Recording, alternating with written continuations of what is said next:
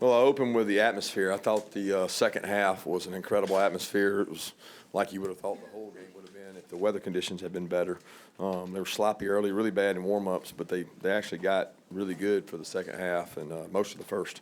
So I was proud of our fans. I thought they impacted the game with communication for Texas A&M. There were some big series that were backed up, 5 yards, 10 yards, for the fans affecting them. I also want to congratulate Rodrigo. That's a tremendous honor. I mean, we certainly have helped him with it because we kick a lot of field goals. But what Rodrigo has done and overcome is just a story for the ages. To be a walk-on, to not get a scholarship, to continue to work, get a scholarship, and then continue to grind and be as consistent as he has been in some of the toughest conditions this year that you could ask a kicker to kick in. He's just been tremendous, and he's really become a weapon for us. And thank goodness that he's done a great job. I thought Jake did a great job flipping the field several times with the punting. There was one time that it was probably not a good punt. It was a line drive, and it was not great coverage that was put us vulnerable. But other than that, he did a great job kicking it tonight. You know, our defense was very resilient. I thought we got tired at the end of the game, and we're going to have to overcome that because 2 weeks in a row now, we've kind of lost momentum late and struggled for a couple drives. And offensively, we've got to improve. You know, I think there's no bones about it.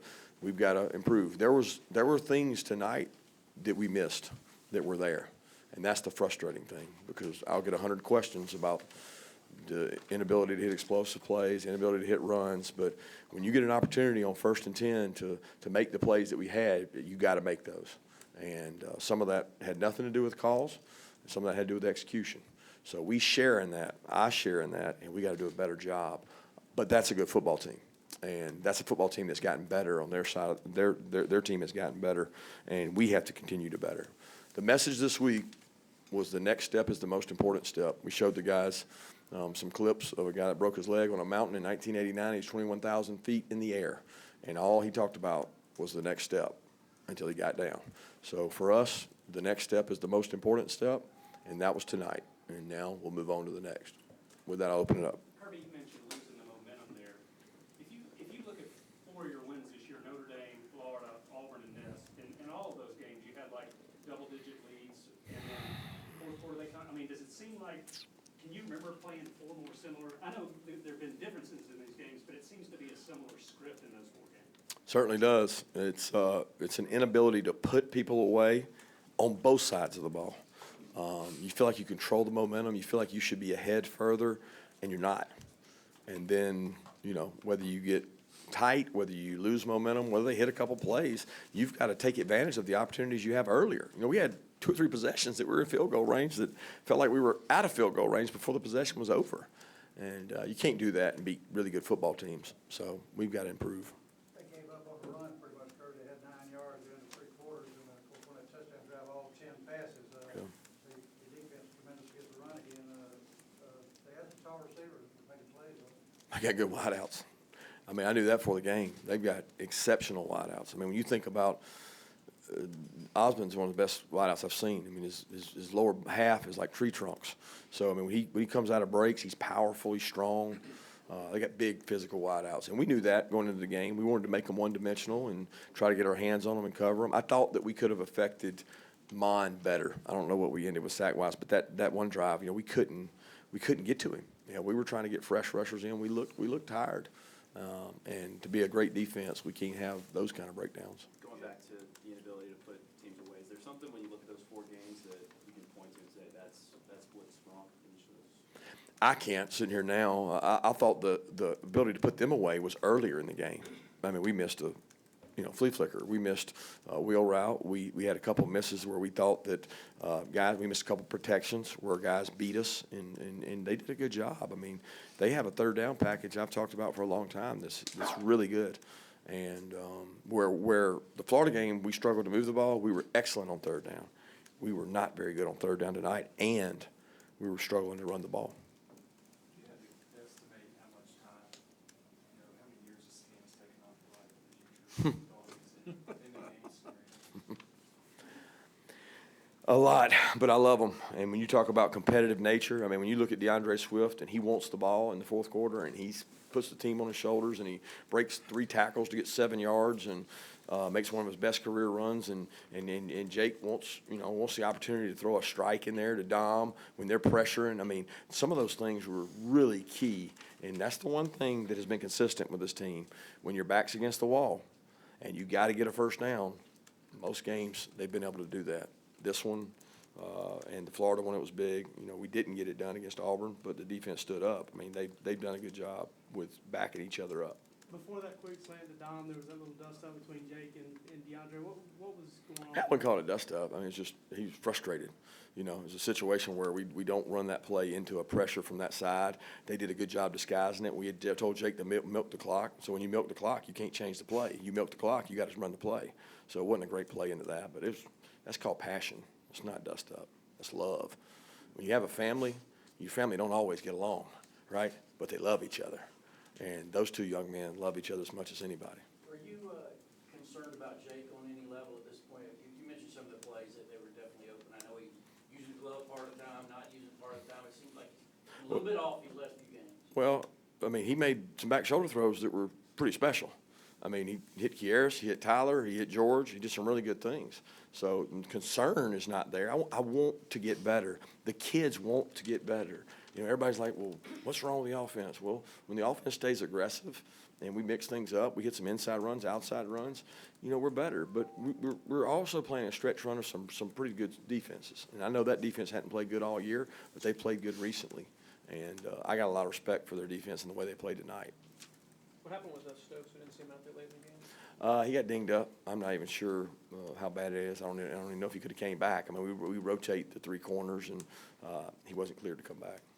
Do you have a chance to experience any emotions in the senior day salutes pregame, or are you just trying to get through it? It was tough, this one. I mean, this one was – I mean, they're all emotional, but you can't not be more attached to these kids you've been with longer. And there were guys that I was only with 1 and 2 years. This group – it really hit home with me. It was unfortunate that it was in those weather conditions, and I felt like it was bad because our players were trying to get into the locker room out of the rain, and I'm trying to share a moment with them, and it's tough because they're not dying to sit there and take a picture with me, but I'm dying to see their family and what they've given. And let's talk about, and I'll forget somebody, but Daniel Gothard, walk-on O-lineman, comes from Atlanta, Georgia, and he's probably taken 2,000 snaps at offensive line. I mean, he actually went with the 2s last week and went down and went with the 1s and 2s because we were down linemen. And he got to go out on that field. Josh Moran, Burke, I mean, Kobe Pierce from Cairo, Georgia. I mean, there's so many guys that have given so much. Antonio Poole, given so much to this program and never once got any part of the limelight. And that's their opportunity to do that, And I like it when you get to honor those guys in front of everybody in the stands. And that was tough because the weather conditions weren't great.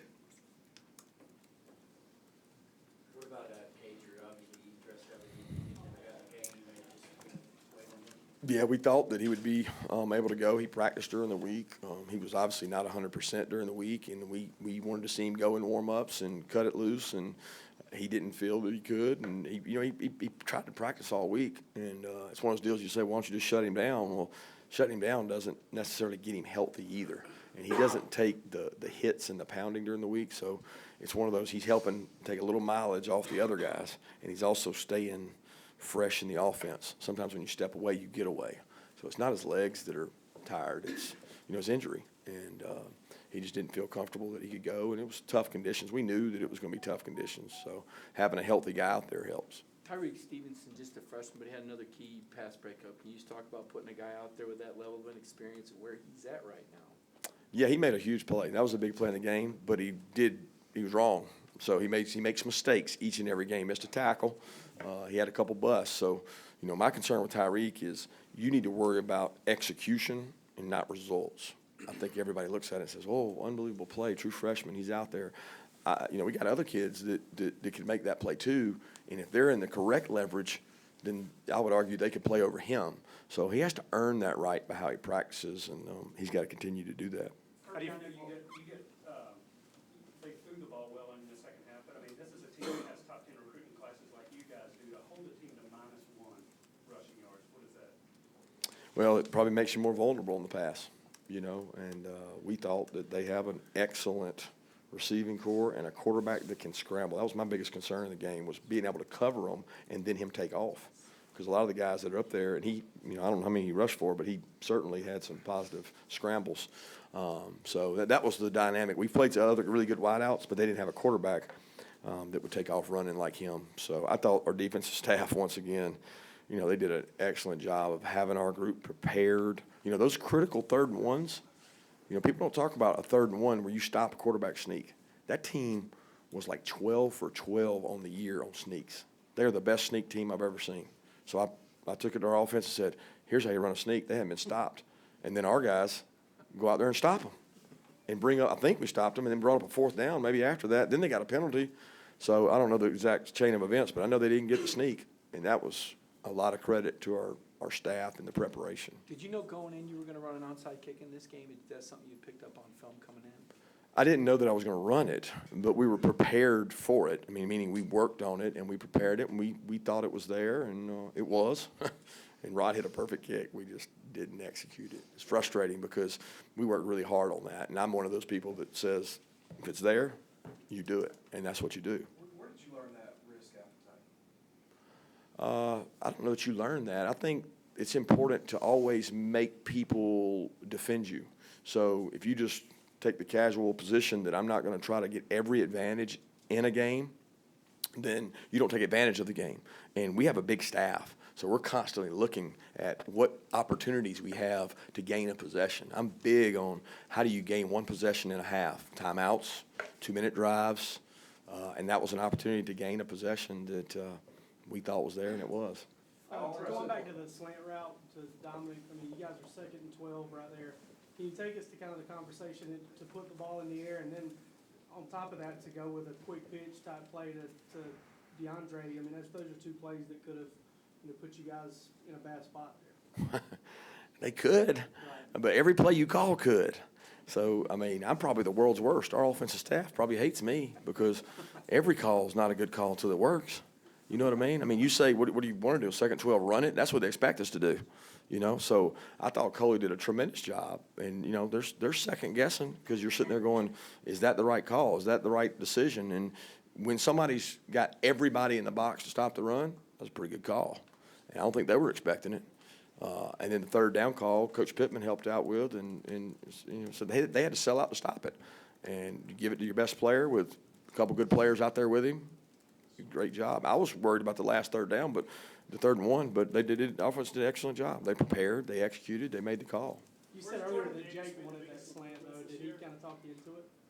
Jake wanted that You slant. said he wanted to throw the strike. You said he wanted to throw. Yeah, no, not in that situation, not that one. It was earlier. He wants to be able to change it up. He wants to be able to. We called a 4 verts early in the game to George on the 1st and 10 and hit it, and it was big. Jake made a great throw on that ball. Great read, great throw. Jake's. We got to give him those opportunities, and we got to win outside. I thought our guys won outside some today, and that was big. Following up on Rodrigo, can you take me into the locker room and told me about this score record? What were those emotions like? Everybody loves Rod. It sounded like our student section. Our players went nuts, and Rod took a bow, and Rod didn't say much. He just smiles and does his job. That's all he does. Yes, sir, Coach. Where's Jordan Davis improved the most over the course of this year? I don't know that. Jordan Davis played better last year a lot of times than he's played this year. And I've talked to him about it a lot. And if Jordan's going to be the player that he can be, he's got to make a commitment to excellence. And I love him as a kid. He's a great personality. He is so much fun to be around. But he hasn't scratched the surface of what he can be. He's got to make a commitment to excellence that I just don't know if he's made yet. And he did some good things tonight. And he's had some injuries. To his credit now, he's had an ankle injury, and he missed 2 practices this week because he wasn't able to practice. He had some Achilles issues, and we didn't know if he was going to be able to play. And he did some good things in the game. To this point, the defense is probably one of the top you coached to this point. They've given up only 20 points to South Carolina. Held the team tonight, averaging 33 to 13. They held point-wise down. Yeah, I don't know. I keep hearing how we don't play any quarterbacks. We don't play anybody that's any good. So, they just keep trying to do their job. And the staff deserves the credit. The players probably deserve the most credit. The buy-in on that side, those guys just, I mean, you got to see the way they practice and the energy they come to meetings with, and the embracing of the packages. And Dan does a tremendous job. Schumann, all those guys, Charlton and Trey, do a great job. And we've got some young players in that unit. So I'm very proud of the way they've worked. And the best thing is they've supported the offense through some of the struggles, and they compete hard at practice. They respect each other. Two more questions? You happy not to have to go against that Old Tech offense? You know, I'd say yeah, but watching them the other night, they had some elements, and they've got an athletic quarterback. They can run some of those same things from different looks, and so it'll be a different preparation for us. But I know our guys will be looking forward to it. Kirby, DeAndre keeps turning out 100-yard games. I mean, how impressive is that? I don't think the guy gets enough credit. I mean, it just baffles me. I guess the expectation is that he's going to have 250 and 300, but I don't even know, like, who in the SEC is close to him in rushing yards. Like, what back out there is putting out 100-yard games against these caliber of defenses? I mean, it's crazy to me what he's been able to will himself to. He made 2 catches tonight, shoestring catch, barely got his hands on one, so it was a huge conversion. And his passion comes out in the players, and I love him for it. I mean, I love him for it. I think he's been a tremendous competitor, and he affects everybody around him. Thanks so much. Go Dogs. What's up? Thank you so much for watching ESPN on YouTube. Don't forget to download the ESPN app, and if you want more premium content, which you do, make sure that you subscribe to ESPN+. See you soon.